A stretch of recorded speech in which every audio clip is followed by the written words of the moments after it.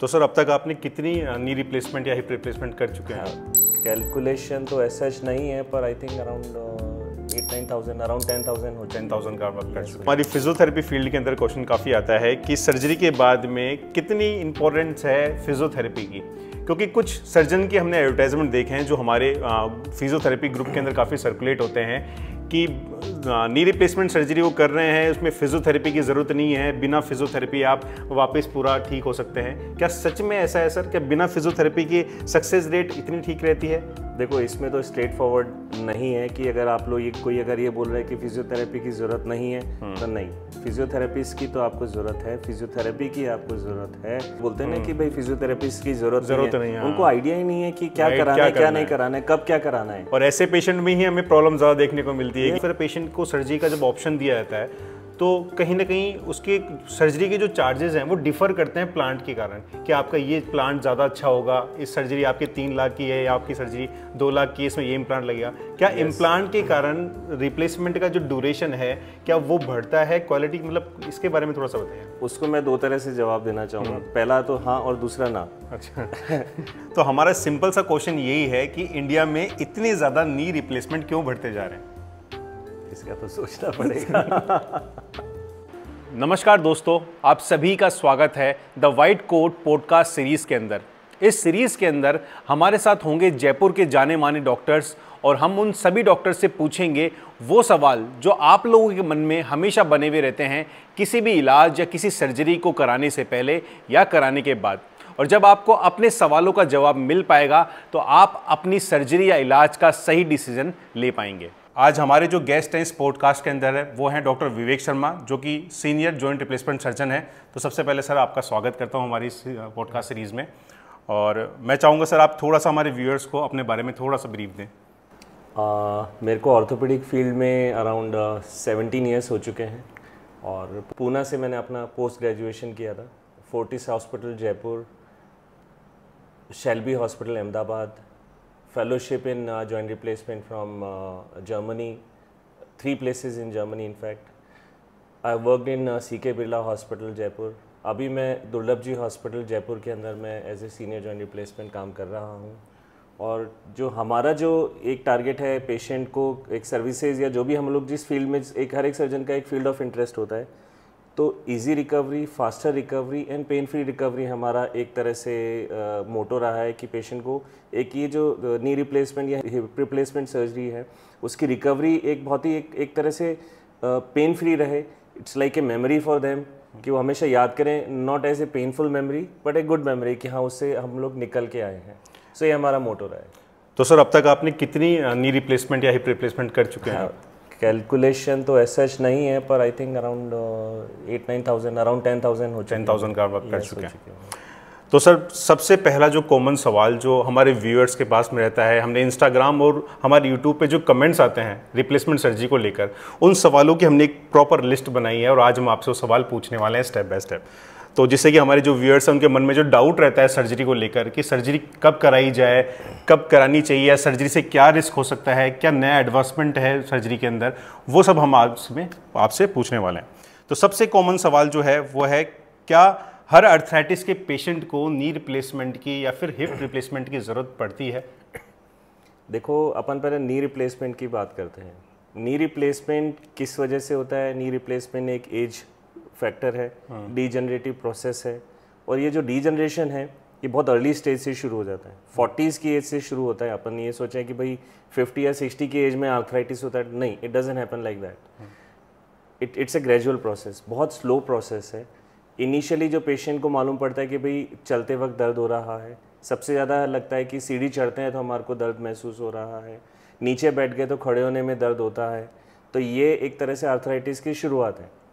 अब अपन बात करें कि कब कराना चाहिए, तो जब आपका पेन डेली बेसिस पे रहने लग रहा है। हम लोग नी की बात करते हैं पहले, कि अगर आपका पेन डेली बेसिस पे रह रहा है, at the end of the day आपके घुटने दुख रहे हैं, रात को आपको सोते हैं तो घुटनों में बेचैनी रहती है, आपको और आपके घर वालों को, आपके घर वाले या फैमिली मेम्बर्स आपको बताना शुरू कर रहे हैं कि द वे यू वॉक, जिस तरह से आप चलते थे वो नॉर्मल नहीं रहा है, चाल में टेढ़ापन आ गया है।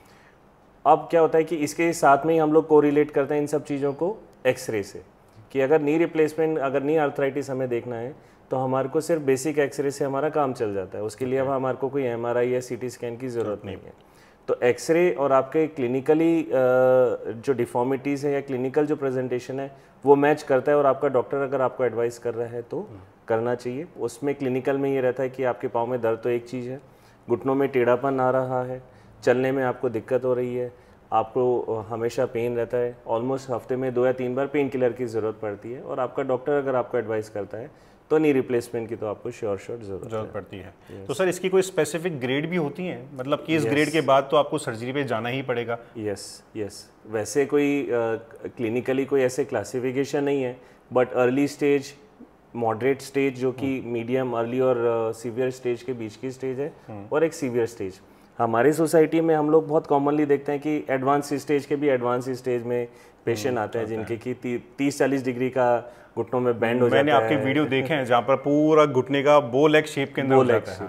बो लेग शेप था। कारण क्या है कि सर्जरी से डरते हैं, और सबसे मेन उनके दिमाग में जो टेंशन रहती है कि आज तो हम चल पा रहे हैं, हम कैसे भी चल पा रहे हैं, हम लोग पूरा पाँव को टेढ़ा करके चल पा रहे हैं, पकड़ के चल पा रहे हैं, लकड़ी लेके चल रहे हैं, कैसे भी चल रहे हैं। सर्जरी के बाद हम शायद नहीं चल पाएंगे। ये शायद आने वाले क्वेश्चन में मैं आपको प्रॉपर तरीके से जवाब दे पाऊंगा। बट सबसे बड़ा फियर ये रहता है कि आज मैं अपना काम खुद से कर पा रहा हूँ, सर्जरी के बाद मैं शायद नहीं कर पाऊंगा। तो सर दूसरा एक जो चीज़ हमारे पेशेंट के माइंड में हमेशा रहता है, क्योंकि समय बदल रहा है और बहुत सारी मेडिकल फील्ड के अंदर काफ़ी चेंजेस हमें देखने को मिले हैं। कुछ लोग AI का यूज़ ले रहे हैं, कुछ रोबोटिक का यूज़ ले रहे हैं। तो क्या जॉइंट रिप्लेसमेंट के अंदर भी कुछ ऐसे ऑप्शन आ रहे हैं सर्जरी के अंदर, क्योंकि कुछ लोग करना स्टार्ट कर गए हैं? तो अभी जॉइंट रिप्लेसमेंट सर्जरी में कितनी एडवांस हो चुकी है सर? ये क्वेश्चन सबके मन में है, और सब चाहते हैं कि हम लोग ट्रेडिशनल मेथड से कराएं या एडवांस मेथड से कराएं। इसके बारे में कुछ बताइए आप। अगर एडवांसमेंट की बात कर रहे हैं तो आई थिंक मेडिकल फील्ड में भी उतना ही एडवांसमेंट हो रहा है जितना कि और किसी फील्ड में हो रहा है। अब इस एडवांसमेंट को अपन 2 या 3 कैटेगरी में डिवाइड करते हैं। पहला कैटेगरी हम लोग रखते हैं कि सर्जिकल टेक्निक्स में क्या चेंज आ रहे हैं। दूसरा हम रखेंगे कि मेडिकल जो ऑर्थोपेडिक के जो इम्प्लांट आते हैं, जॉइंट रिप्लेसमेंट वाले जो इम्प्लांट आते हैं, उनमें क्या चेंज आ रहा है। सर्जरी करते वक्त कोई आपको और एक्स्ट्रा टेक्नोलॉजी की ज़रूरत है, उसमें क्या चेंजेस आ रहा है। और चौथा रिहेबिलिटेशन, मतलब रिकवरी में क्या चेंजेस आ रहे हैं। फर्स्ट थिंग फर्स्ट की सर्जिकल टेक्निक पहले से, आज से जो 20 साल 30 साल पहले जो हुआ करती थी और अभी की जो सर्जिकल टेक्निक है, there are lot of changes. Surgical आपके किस अप्रोच से आप जाते हो, कितना पहले बहुत बड़े बड़े इंसिजन लिया करते थे, अब बहुत छोटे चीरे से सर्जरी हो जाता है। सर्जिकल टाइम आपका चेंज हो चुका है। OT थिएटर के अंदर जितने स्टाफ वॉश होते हैं, हम लोग टीम में एक साथ ऑपरेट करते हैं, जितने ज़्यादा मेंबर्स रहेंगे उतने ज़्यादा इन्फेक्शन होने के चांसेस रहते हैं, वो कम हो चुके हैं। टेक्नोलॉजी बहुत एडवांस हो चुकी है। हमारे साथ में रोबोट्स हैं, हमारे साथ में नेविगेशन है, हमारे साथ में AI हैं। हम लोग इन सब चीज़ों से क्या लेने की कोशिश कर रहे हैं, क्या एडवांसमेंट लेने की कोशिश कर रहे हैं? हम लोग परफेक्शन को गेन करने की कोशिश कर रहे हैं। ह्यूमन एरर जो 1 या 2 मिलीमीटर का ह्यूमन एरर होता है, वो आप एडवांस टेक्निक से या एडवांस टेक्नोलॉजी से उसको करेक्ट कर सकते हैं। फिर भी हर एक केस में, जैसे कि रोबोट की या AI की या नेविगेशन की, क्या हर एक केस में ज़रूरत है? नहीं, हर एक केस में ज़रूरत नहीं रहती है, क्योंकि इतने सालों से जो नी रिप्लेसमेंट सर्जरी चले आ रही है और जिसकी रिजल्ट की वजह से आज नी रिप्लेसमेंट सर्जरी इतनी सक्सेसफुल हुई है, उस वक्त तो रोबोट नहीं था। यस, रोबोट की ज़रूरत तब पड़ती है जब आपके बहुत पुराने कोई डिफॉर्मिटीज़ हों, बहुत सारे पाँव के अंदर फ्रैक्चर्स हो रखे हों, बहुत ज़्यादा, जैसे आपने बोला कि 30-40 डिग्री जो बो लेग वाले भी पेशेंट थे वो भी करेक्ट हो गए, तो they were not undergone with the AI। दूसरी बात अपन बात करें तो इम्प्लांट डिज़ाइन की। पहले के जो इम्प्लांट डिज़ाइन में 2 चीज़ें मैटर करती हैं, एक तो उसकी लॉन्गेविटी और एक उसकी फंक्शनिंग इन द सेंस कि उसका नी बेंडिंग कितना होगा, कि यहाँ के हमारे लोगों की डिमांड रहती है कि भाई हम लोग क्या पालथी लगा के बैठ पाएंगे। यस, इम्प्लांट डिज़ाइन और सर्जिकल टेक्निक दोनों में इतने एडवांसमेंट आ चुके हैं कि आप पेशेंट पालथी लगा के बैठ सकता है। ड्यूरेबिलिटी, यस, पहले के जो इम्प्लांट आते थे वो 5 से 10 साल चलते थे, अभी जो best of the best joints है वो 20 से 25 साल चल जाते हैं। इन केस अगर पेशेंट यंग है और उनको लगता है कि हम 20-25 साल तक चलेंगे, उसके बाद क्या होगा, तो yes, there are revision surgeries, जो कि पार्ट खराब हो जाता है उसका रिवीजन हो जाता है। सर इसमें जो इम्प्लांट की आप बात कर रहे हैं, इम्प्लांट का क्वालिटी का फ़र्क पड़ता है? क्योंकि काफ़ी पेशेंट को सर्जरी का जब ऑप्शन दिया जाता है तो कहीं ना कहीं उसके सर्जरी के जो चार्जेस हैं वो डिफ़र करते हैं प्लांट के कारण, कि आपका ये प्लांट ज़्यादा अच्छा होगा, इस सर्जरी आपके 3 लाख की है या आपकी सर्जरी 2 लाख की है, इसमें ये इम्प्लांट लगेगा। क्या इम्प्लांट के कारण रिप्लेसमेंट का जो ड्यूरेशन है क्या वो बढ़ता है, क्वालिटी, मतलब इसके बारे में थोड़ा सा बताइए। उसको मैं 2 तरह से जवाब देना चाहूँगा। पहला तो हाँ और दूसरा ना। अच्छा।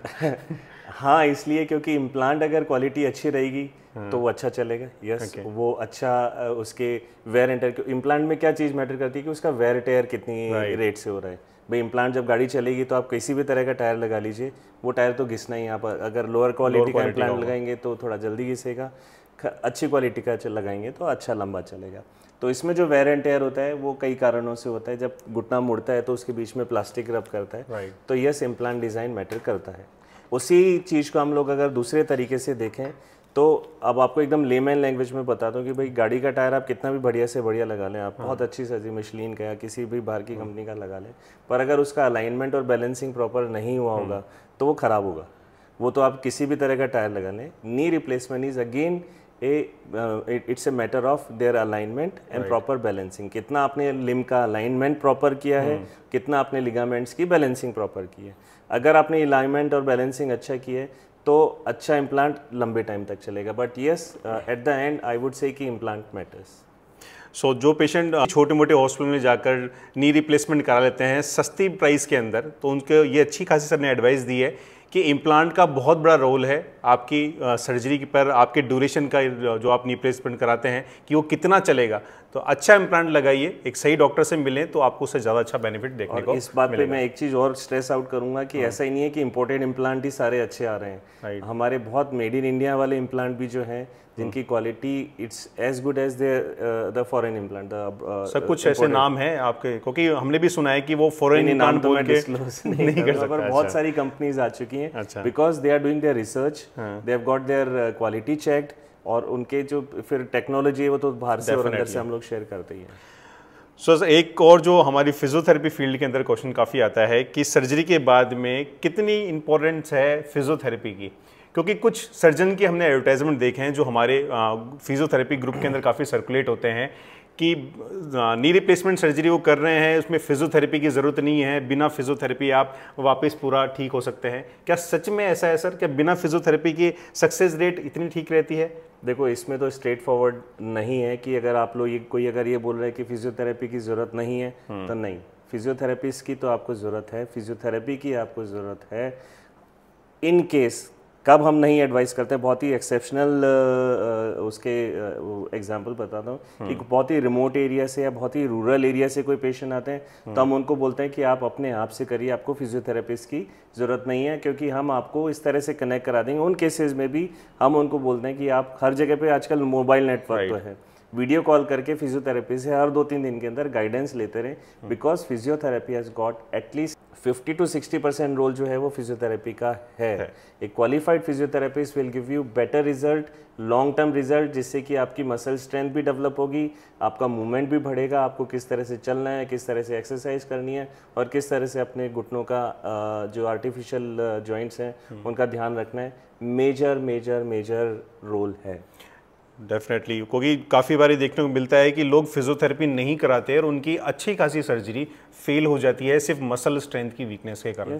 तो फिजियोथेरेपी का आई थिंक कह सकते हैं कि एक पिलर है आपकी जॉइंट रिप्लेसमेंट सर्जरी का। घुटना नहीं मुड़ रहा है, 3 महीने बाद में आके बोलते हैं कि सर घुटना नहीं मुड़ रहा है, आपने बोला था घुटना मुड़ जाएगा। नहीं, फिजियोथेरेपिस्ट आपने फिजियोथेरेपी या तो आपने उनके ढंग से फॉलो नहीं किया या you did not take any advice from physiotherapist. घुटना पूरा सीधा नहीं हो रहा है, चलना तो अभी भी सर वैसे ही है। घर के मेंबर्स बोलते हैं कि सर सर्जरी के पहले भी ऐसे ही चलते थे, सर्जरी के बाद में भी ऐसे ही चलते हैं। सो सोसाइटी के अंदर जो धारणा है ना कि नी रिप्लेसमेंट सर्जरी से रिजल्ट नहीं आता है, पड़ोस में किसी ने कराया वो तो ऑपरेशन के पहले भी ऐसे ही चलते थे, ऑपरेशन के बाद में भी ऐसे चलते हैं, उनके घुटनों में तो पेन अभी भी रहता है, चलने में तो उनके दिक्कत अभी भी रहती है। तो जो एक नेगेटिविटी जो है वो that is because mainly because कि उन्होंने जो पेशेंट जो कि ख़राब रिजल्ट के साथ में घूम रहे हैं उन्होंने प्रॉपर फिजियोथेरेपी की एडवाइस नहीं लिया।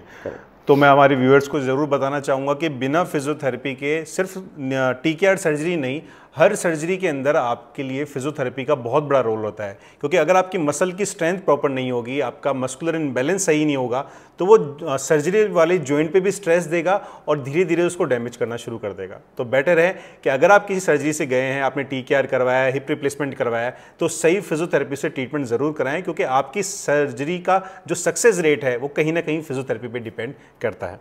सर, ये काफ़ी देखने को मिल रहा है कि बड़े बड़े हॉस्पिटल के अंदर महीने की 500 सर्जरी हो रही है, कहाँ पर कोई 500 सर्जरी का केक काट रहा है, कोई 100 सर्जरी का केक काट रहा है। तो हमारा सिंपल सा क्वेश्चन यही है कि इंडिया में इतने ज़्यादा नी रिप्लेसमेंट क्यों बढ़ते जा रहे हैं? देखो, नी रिप्लेसमेंट की जो ग्रोथ है ना, मैं आपको एक फिगर देता हूँ कि 2012 में अमेरिकन जॉइंट रजिस्ट्री शुरू हुई थी, जिसमें ये देखा गया था कि भाई अमेरिका में कितने जॉइंट रिप्लेसमेंट हो रहे हैं। आई थिंक कोई 40,000 समथिंग उनकी फिगर था फर्स्ट ईयर में, और 2016 तक वो 8 लाख को क्रॉस कर गया था। आज अगर लास्ट 3 या 4 साल या 5 साल का रिकॉर्ड अगर इंडिया का देखा जाए तो ग्राफ तो उससे भी स्टीप होने वाला है। जिस हिसाब से इंडिया में जॉइंट रिप्लेसमेंट सर्जरी का नंबर्स बढ़े हैं, वो उससे भी ज़्यादा होंगे। Every centre, every small town, even to the extent कि every small village have got joint replacement surgeon. उसके 3-4 कारण हैं। पहला ये है कि बिकॉज ऑफ द रिजल्ट्स लोगों ने इस सर्जरी को एक्सेप्ट किया है कि हाँ, नी रिप्लेसमेंट सर्जरी से हमारी लाइफ ठीक हो सकती है। एक पेशेंट से देख के उसके फैमिली मेम्बर, उसके आस पड़ोसी वाले मोटिवेट होते हैं कि भी नी रिप्लेसमेंट करा सकते हैं, अच्छे रिजल्ट्स आ रहे हैं, लॉन्गेविटी इम्प्लांट्स की बढ़ रही है। दूसरा जो फैक्टर है कि भाई गवर्नमेंट स्कीम्स जो हैं आजकल, उन्होंने knee replacement and hip replacement surgery को इंक्लूड कर लिया है अपनी पॉलिसीज़ के अंदर। Government page for knee arthritis, knee replacement surgeries. Packages छोटे हैं पर ठीक है, एक आम आदमी के लिए जो कि पहले उसकी पॉकेट अफोर्ड नहीं कर सकता था, अब वो कर पा रहा है। तो 2 मेजर इश्यूज जो थे वो चेंज हुए हैं। पर हाँ, ये बात ज़रूर है कि एक सर्जन एक लिमिट में, एक डे में सर्जरी कर सकता है। इट्स नॉट दैट कि हम लोग unlimited, we are all humans, right, we are not robots. Machine को चार्ज करके आप दोबारा से उसी एफिशिएंसी से काम कर सकते हैं। एक आदमी को इतना एक दिन में जो वर्क है ना, मतलब एक लिमिटेड वर्क, एक जो सेट स्टैंडर्ड्स हैं उसी हिसाब से काम करना चाहिए। सर, मेरा नेक्स्ट क्वेश्चन इसी बात पर ही है कि सुनने को मिलता है कि आज एक सर्जन ने 50 सर्जरी एक साथ परफॉर्म कर दी। इज इट रियली पॉसिबल, कि या फिर ये सिर्फ एक मार्केटिंग स्टंट है कि हाँ? देखो, अगर आप उस सेंटर में हो कि जहाँ पे आपका एक दिन में 50 to 60 सर्जरीज हो रही हैं, तो it's not one man show, it's a team work. It's a team work. फिर उसमें डॉक्टर्स की टीम, स्टाफ की टीम, नर्सिंग स्टाफ की टीम। आप एक ही डॉक्टर को 12-15 सर्जरी या 30 सर्जरी करने को नहीं कर सकता, because it's you tend to have errors. Definitely for you it's a matter of half an hour, for patient it's a matter of life. Definitely sir. तो सर, पेशेंट के मन में एक सवाल और होता है कि सर्जरी के बाद में उसकी जो नॉर्मल एक्टिविटी है वो कब तक शुरू हो जाती है? क्योंकि ये क्वेश्चन तो हमेशा रहता है, जैसा आपने बताया कि पेशेंट हमेशा सोचता है कि वो आलती पालती मारकर कब बैठ पाएगा, यानी क्रॉस सेटिंग में कब बैठ पाएगा, सबसे पहला क्वेश्चन। क्योंकि पेशेंट को ये ज़रूर लगता है कि अगर मैंने सर्जरी करा लिया, कोई रिप्लेसमेंट करा लिया, तो मुझे लाइफ टाइम खड़े होकर ही चलना पड़ेगा, मुझे क्रॉस सेटिंग नहीं कर पाऊंगा, मैं नीचे नहीं बैठ पाऊंगा। तो क्या रिसेंट जो सर्जरीज हो रही हैं, जो एडवांसमेंट आया है सर्जरी में, क्या अब ये पॉसिबल है कि क्रॉस सेटिंग के अंदर भी बैठ सकता है पेशेंट, अपनी नॉर्मल एक्टिविटी कर सकता है? तो देखो, हम लोग जो पेशेंट की रिकवरी है ना, उसको 2 पार्ट में डिवाइड करते हैं।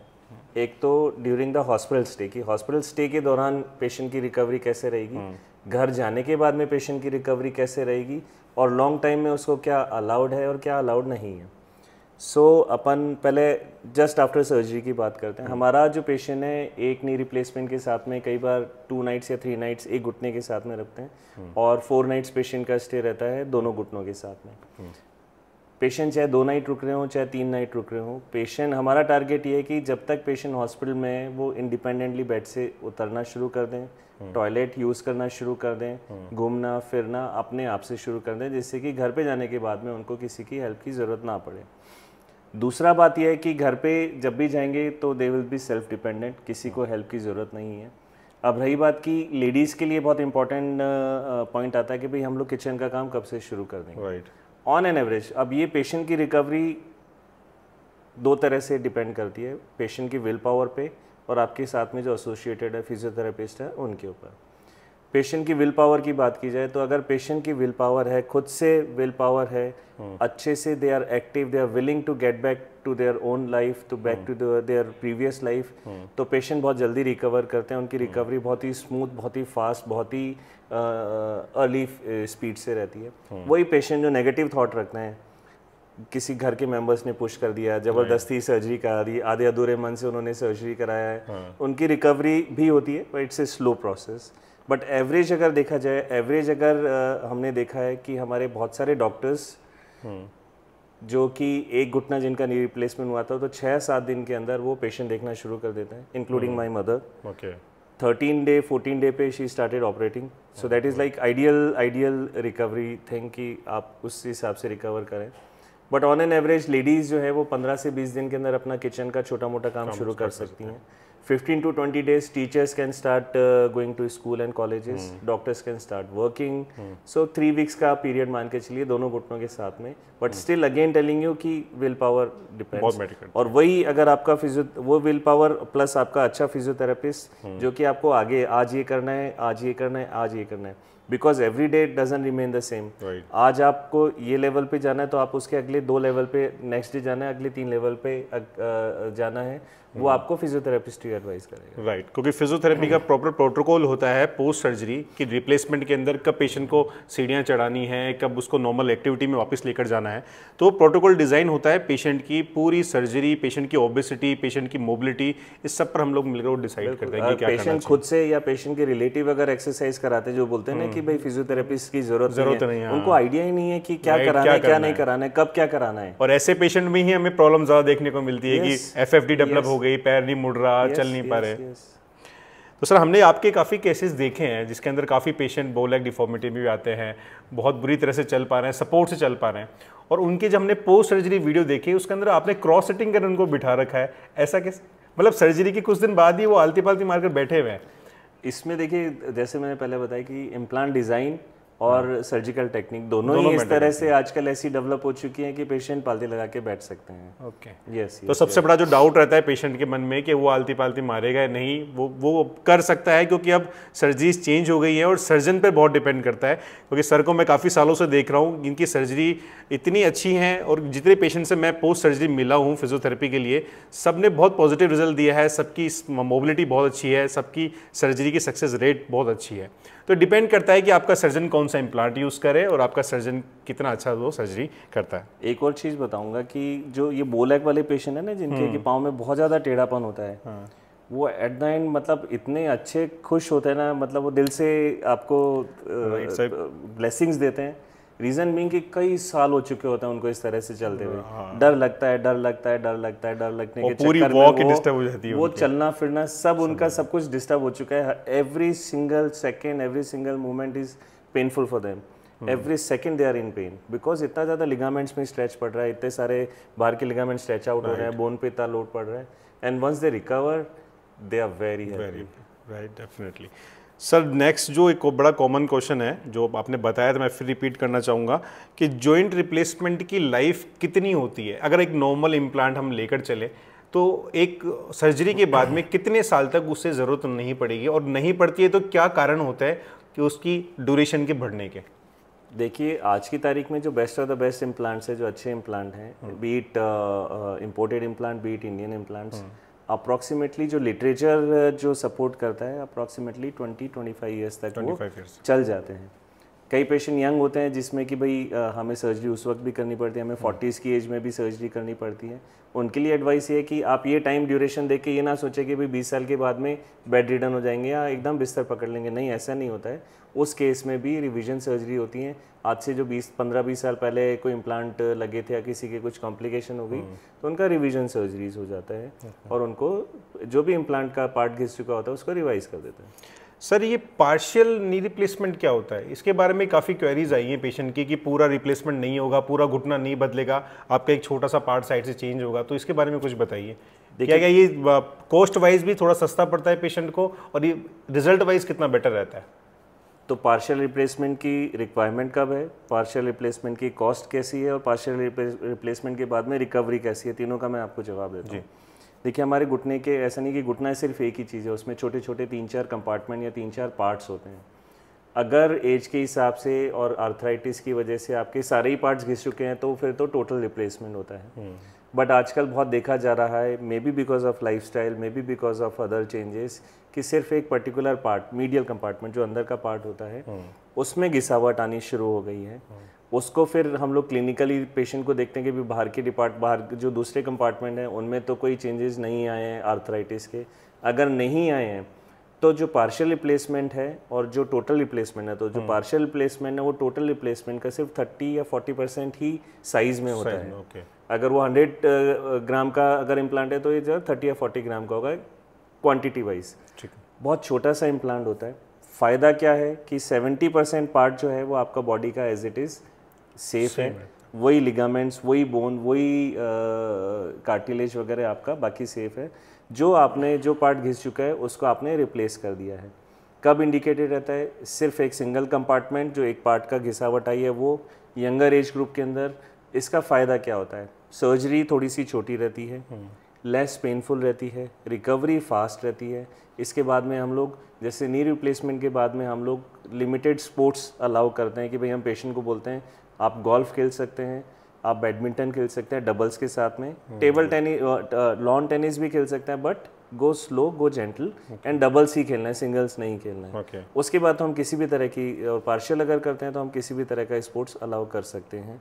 एक और जो क्वेश्चन है सर वो है कि अगर किसी को नी रिप्लेसमेंट सर्जरी करानी हो इस समय तो वो रोबोटिक की तरफ जाए या फिर ट्रेडिशनल जो मेथड है रिप्लेसमेंट का उसकी तरफ जाए? क्योंकि रोबोटिक अभी रिसेंटली स्टार्ट हुई है, बहुत डाउट है पेशेंट्स के मन में कि पता नहीं सक्सेस होगी या नहीं होगी, क्या ये सिर्फ एक ट्रायल है? तो आप इसके लिए क्या एडवाइस करना चाहेंगे उन पेशेंट्स के लिए?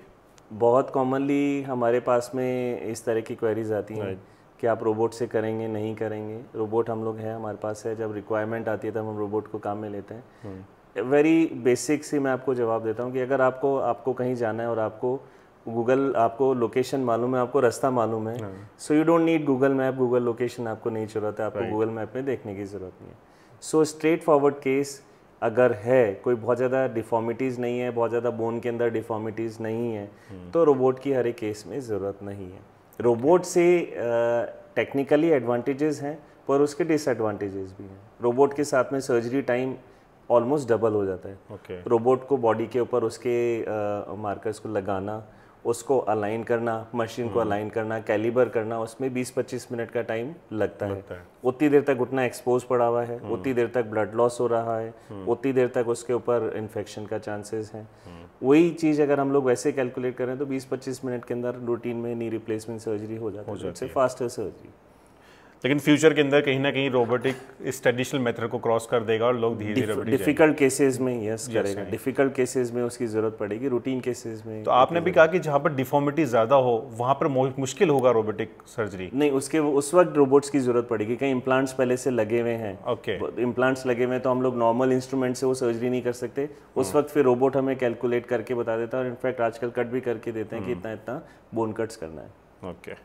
सो अगर आप प्लान कर रहे हैं नी रिप्लेसमेंट सर्जरी का तो आप के मन में जो ये सवाल था रोबोटिक और ट्रेडिशनल सर्जरी को लेकर, तो आई थिंक उसका जवाब आपको मिल गया है कि आपकी कंडीशन पे डिपेंड करता है कि आपको रोबोटिक सर्जरी पे जाना है या ट्रेडिशनल जाना है। ज़्यादातर लोग कहते हैं कि रोबोटिक बहुत बेस्ट है, आप उस पर जाओ, उसमें ऐसा चीरा फाड़ी नहीं होगी, रोबोटिक होगा।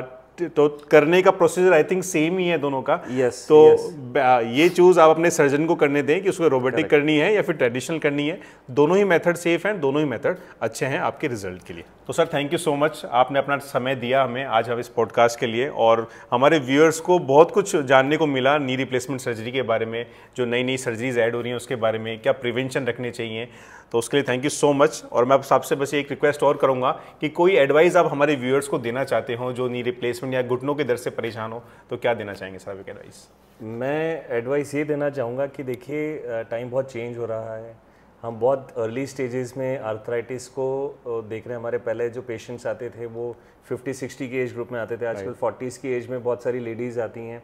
बहुत सारे घरेलू उपाय हैं और एक जनरल टेंडेंसी है फीमेल्स के अंदर कि जब पेन शुरू होता है वो धीरे धीरे उसको लेट गो करती हैं, उसको एक पार्ट ऑफ डेली रूटीन बन जाता है आप किसी भी पार्क में, किसी भी मॉल के अंदर, किसी भी मंदिर में देख लो, आपको बहुत सारी लेडीज़ हैं जो चलती हुई ऐसे लंगड़ा के चल रही हैं जिनके कि आपको दिख रहा है कि पेन है।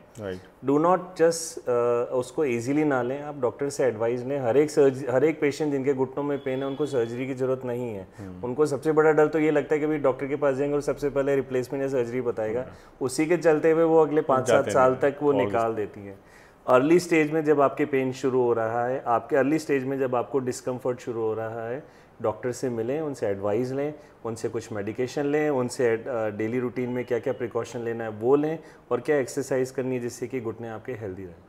अदरवाइज़ तो ये जो नंबर जो बढ़ रहे हैं वो और ज़्यादा 10 टाइम्स बढ़ने वाले आने वाले समय में, if you don't take care of our health. और वहीं अगर आपको इनिशियल पेन होना शुरू हुआ है, अभी शुरुआत हुई है घुटनों के दर्द की, तो आई थिंक फिजियोथेरेपी का सबसे बेस्ट रोल है अभी फिजियोथेरेपी शुरुआत करिए, क्योंकि अगर आप अपने घुटनों पे ध्यान नहीं देंगे तो धीरे धीरे आप सर्जरी की तरफ बढ़ते जाएंगे। तो बेटर है कि जितना जल्दी अपनी स्ट्रेंथ पे काम करिए, एक्सरसाइजेस करिए घर पे, जिससे कि आप अपने घुटनों को बचा पाएँ।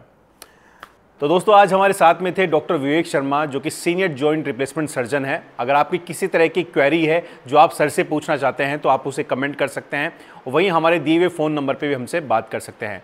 नेक्स्ट वीडियो हम जल्दी लेकर आएंगे हमारा नेक्स्ट पॉडकास्ट सीरीज़ के अंदर। तो अगर आप चाहते हैं कि आपकी कोई स्पेसिफिक क्वेश्चन है तो वो भी आप हमें कमेंट्स में लिख सकते हैं, जिससे कि हम आने वाले डॉक्टर के वो सेम क्वेश्चन उस डॉक्टर से पूछ पाएँ और आपके सवालों का जवाब उनसे ले पाएँ। उम्मीद करता हूँ हमारा ये पहला और जो पॉडकास्ट सीरीज़ है उसे आप फुल सपोर्ट करेंगे और अपना प्यार इस सीरीज़ को भी देंगे। Thank you so much.